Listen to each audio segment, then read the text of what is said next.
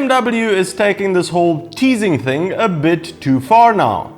The new 1800cc BMW Boxer was first unveiled to public eyes in the form of the Departed, a custom bike created by a third party to show off the new engine. Then, 3 months later, the Birdcage was made public, another third-party custom creation. 2 more months after that, BMW took things in their own hands and came up with the concept R18, an in-house concept of what the production cruiser could be. Soon afterwards, BMW France started taking pre-orders for the production cruiser, a bike which was yet to be announced. So, sure to say that we were all convinced that the actual production model would be officially announced this November at EICMA. But no, BMW had other plans, and when EICMA came around, they came out with another in-house concept, this time calling it the concept R18/2.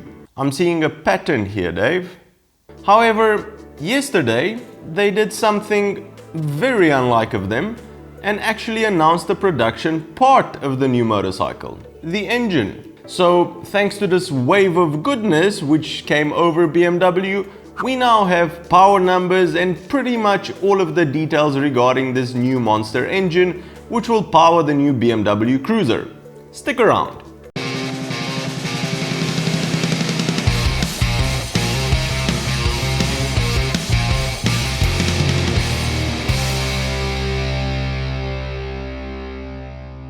So let's jump straight into the numbers here. This will be a huge, lazy, air-cooled, slow-revving engine which will ooze torque out of every orifice it has. Official horsepower is at only 91 horsepower at 4,750 RPM, but if we are to compare this to the 2019 Road Glide, for example, which produces only 76 horsepower at 4,800 RPM, the BMW is a clear winner here. However, compared to the newer Indian Challenger, which is a water-cooled monster by the way, that puts down 122 horsepower, but at a higher RPM of 5,500. Torque-wise, the new BMW manages a whopping 158 Newton meters or 116 foot-pounds of torque at just 3,000 RPM. Compare that to the Road Glide's 146 Newton meters or 108 foot-pounds of torque at 2,700 RPM, but less than the Challenger's 173 Newton meters or 128 foot-pounds at a much higher 3,800 RPM. However, if unofficial info is to be believed, BMW's new cruiser will do 0 to 100, that's in kilometers, or 0 to 60 miles per hour in under 4 seconds. That is almost 1 second quicker than the Road Glide's 4.9 seconds. Only time will tell, we'll see when they actually release the bike. Taking into account the power figures and that it's an air-cooled engine, the BMW Cruiser will handle a lot more like a Harley than like Indian's new Challenger. The power numbers are better, but similar to the Road Glide, and also being an air-cooled engine, if you are used to a Harley, you should feel a lot more at home on the BMW than on the Challenger, for example. Except, maybe not. If you've never ridden a Boxer motorcycle before, it will feel very different to you than anything else. Because the cylinders fire outwards instead of up, these forces come together to give the Boxer something very special, something unique. I'm gonna say it now. Soul.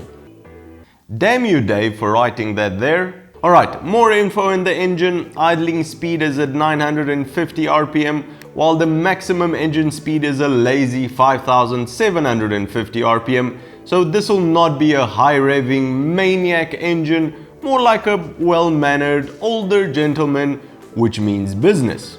The engine housing and the gearbox housing are separate. The crankshaft is forged from quenched and tempered steel, yes, just like how they used to make swords. It has an additional main bearing at the center, which is necessary due to the enormous cylinder volume in order to prevent bending vibrations of the crankshaft, and the block with the transmission and the intake system weigh a whopping 110 kilograms or 244 pounds.